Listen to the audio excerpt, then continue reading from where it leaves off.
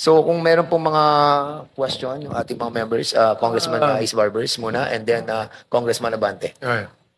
Maraming salamat, Chairman.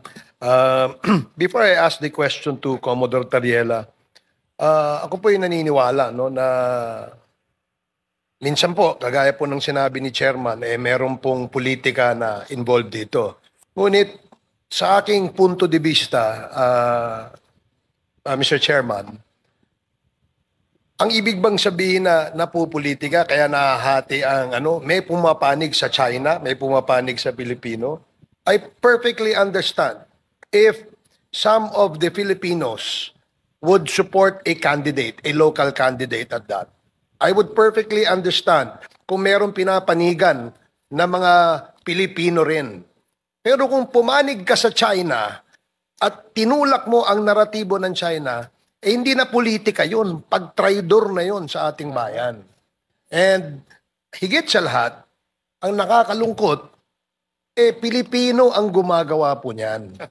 Ngayon, nabanggit kanina ni Commodore Tariela that there are some, I suppose, correct me if I'm wrong, there are vloggers who are actually pushing forward the narrative of China in the issue of West Philippine Sea. Is that correct?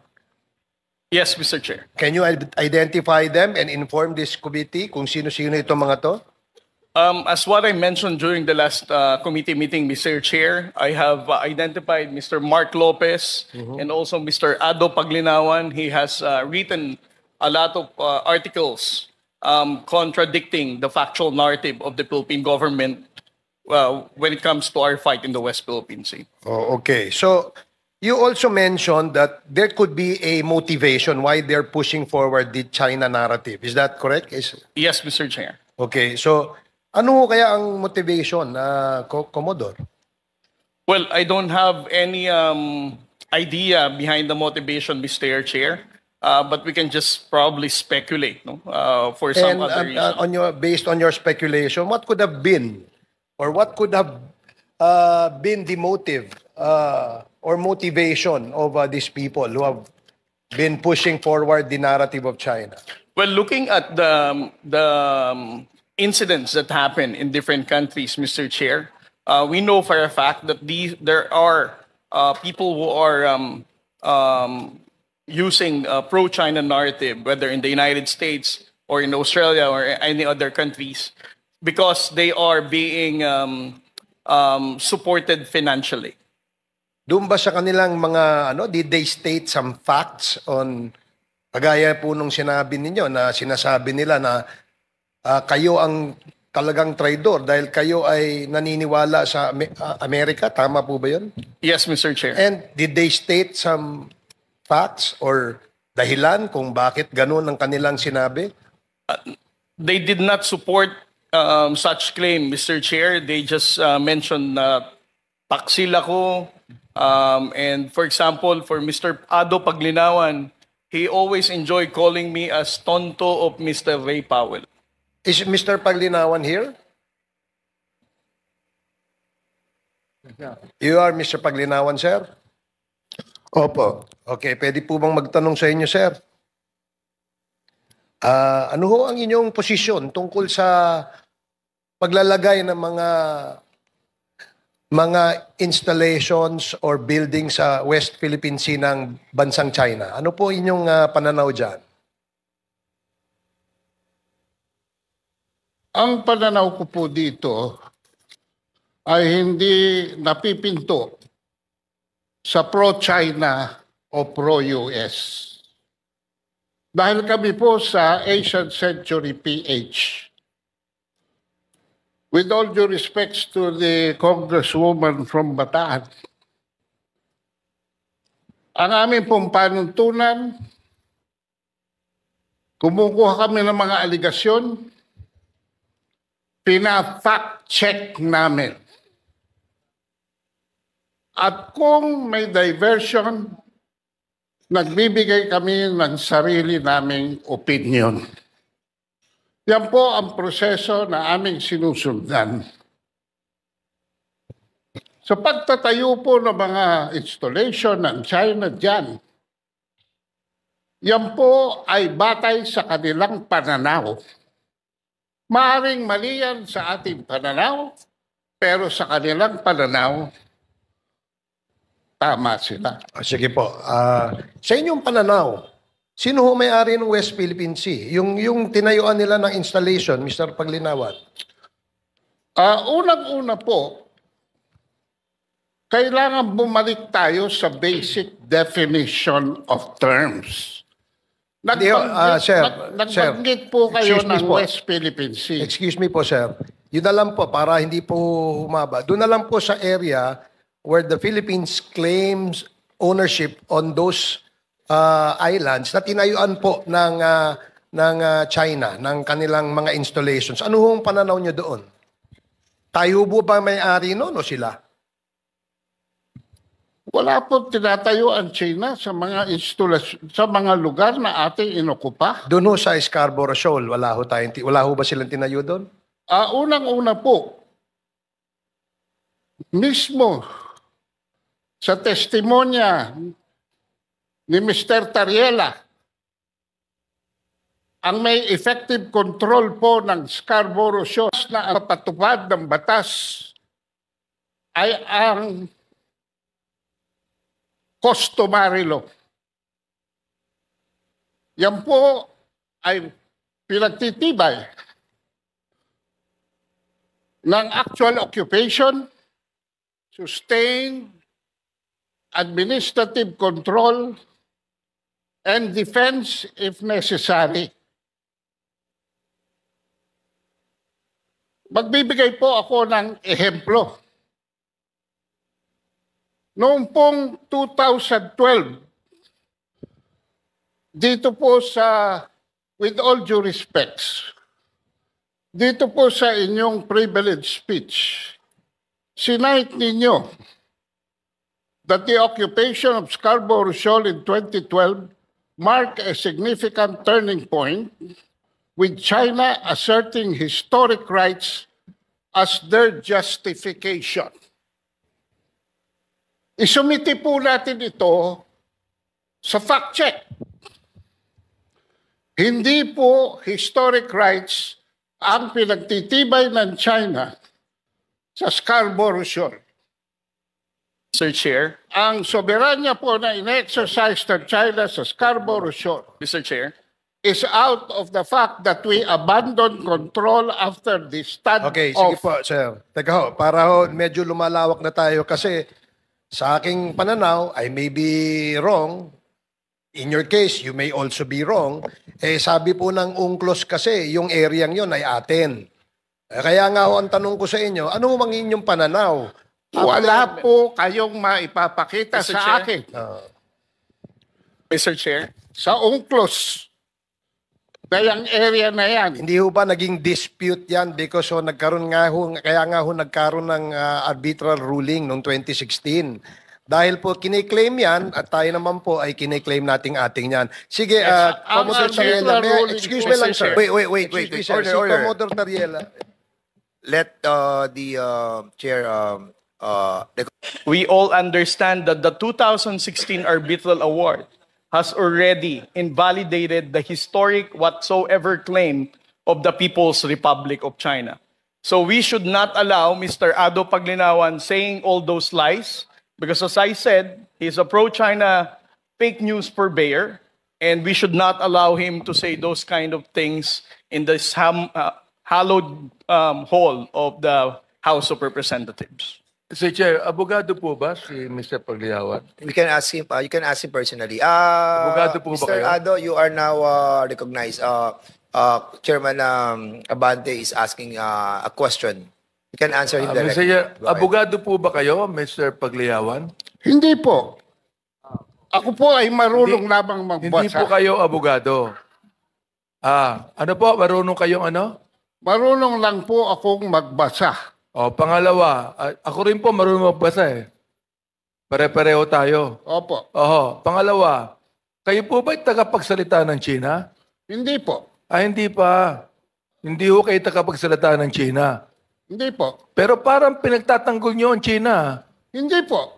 Hindi, pinagtatanggol nyo ang China. Hindi po. Hindi, pinagtatanggol Ang niyo ang China. pinagtatanggol ko po ay ang katotohanan. Eh, huwag kayong Kung ako'y sumigaw bibigyan dito, nyo ng sapagkat pagkakataon, mas malakas ay ang boses ko sa sasabihin inyo. ang Point base of ko. order, Mr. Chair. Order. Point of order, Mr. Chair. Yes, what's the point of order, Chairman Akop, please? The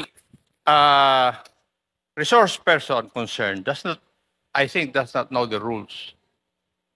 So it's better that we remind him of our rules so that any member of this committee will not move to cite him in contempt. I think, Mr. Chair, that is your duty to remind him of our rules. Mr. Ado, please refrain from talking while the members of this committee is still have the floor. So again, Yes, Mr. Chair. Mr. Chair. again, wait. This is a reminder to all of us, no, na mga resource persons, no, to answer, sumagot muna kapag nirecognize na po ng chairman. Para meron po tayong kaayusan sa ating pong hearing. Okay, for Mr. now, Chairman, the for last now, time I check, I have the floor. Mr. Chair. But I beg, I will Mr. Chair. agree that, Congressman Ako, please. I would like to remind the resource person na kami nga rito, hindi po kami nagsasalita until and unless we are recognized by the chairman. Now, if you're not going to recognize and obey that rule, I'll be compelled to move to cite you in contempt for disrespect. I hope that is understood. Kanina pa ako rito, nakikinig. And if you notice, if I speak, I ask permission from the chair. Why? Because it's the rule. Now, if you are here, you follow the rule. When you are in Rome, do what the Romans do. I hope that is understood. Thank you, Mr. Chair. Meron lang Mr. Chair, sige, can I- maraming salamat, Congressman Ako, for that manifestation. Congressman Barbers, yeah, but before you proceed, no, kasi you still have the floor. Nag-interject lang si yeah, Congressman thank you Abate. for reminding me that I have the floor. Yeah, you have the floor. Mr. But can you allow me to ask some, ano lang? You're I the just wanted to chairman, be educated on this because a while ago, Mr. Ado was telling us that he read about the UNCLOS decision. Is it correct to assume that you have read the UNCLOS decision? You can answer. You are Mr. now Chairman, recognized. Yes. bago po masagot ni Mr. Paglinawan yung tanong na yan, meron no sanang tanong muna na tanungin natin siya, ano ho ba ang inyong expertise? Kayo ba ay expert? Ano ho bang inyong credentials, sir?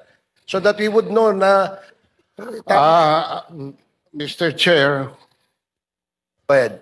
ako po ay nagsilbi na diplomat sa Washington, D.C. from 1986 to 1993. Ano pong position niyo po doon? Ako Mr. po Ado? ay special assistant to the ambassador and concurrent press attaché and spokesperson for the embassy, and for 2 years for the UN Office of the Permanent Representative of the Philippines. And who was the ambassador during that time? Ano po? Sino po yung ambassador during that time? The ambassador during that time was Ambassador Emmanuel Pelaez. Emmanuel Pelaez. Okay. So, UNCLOS po, binabanggit po dito kanina, nadinig ko po si Commodore Tariela, that hindi po ako familiar sa UNCLOS. I haven't read the whole decision yet. But what I heard a while ago was that historical claim of China was abandoned by the UNCLOS decision. So, yung kiniklaim nila that that part of the WPS is part of their historical territory had been abandoned by the UNCLOS decision. Would you agree with that?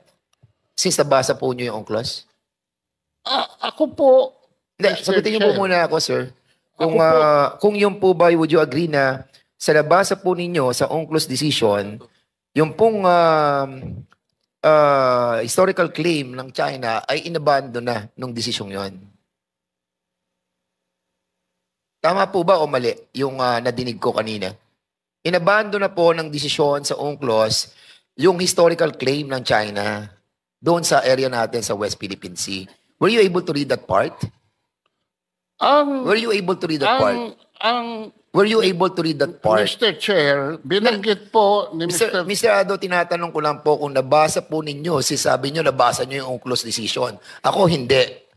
Nakikinig lamang po ako sa usapan ninyo at binabanggit po ni Commodore Tariela that it was abandoned, the historical claim of China on that part.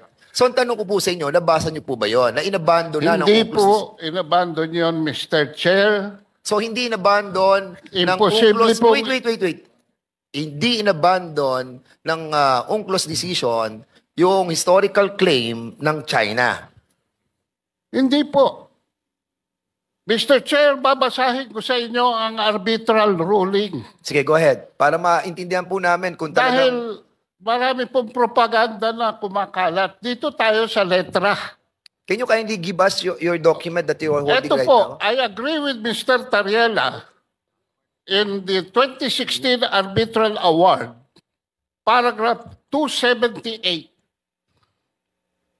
Dineklara po ng Arbitral Award na yung 9-dash line ay walang legal basis.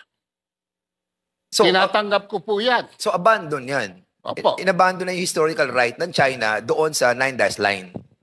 Nag-create sila. Unang-una po, Mr. Chair, if I may,